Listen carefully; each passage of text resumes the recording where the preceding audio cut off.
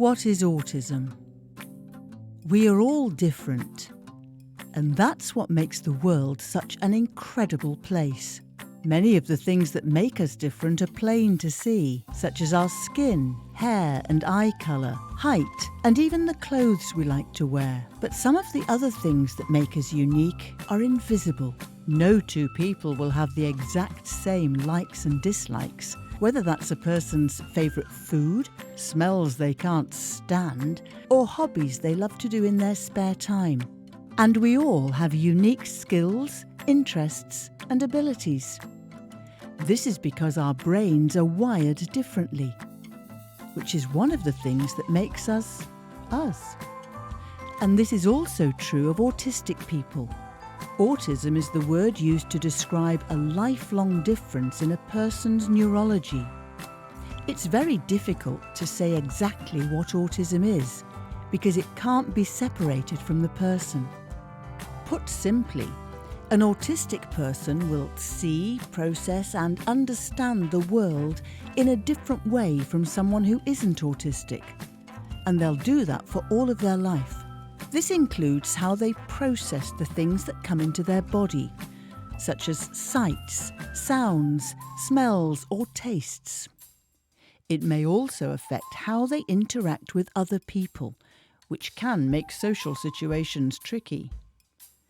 Autistic people may also have difficulty organising their thoughts and just simply need a little longer to process information. None of this is a bad thing, it's just part of who that person is.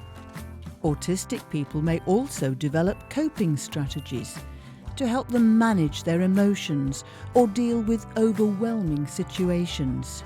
These may be repetitive movements or noises, such as finger tapping, rocking on the spot, jumping, using sensory toys, wearing ear defenders, or repeating the same sound.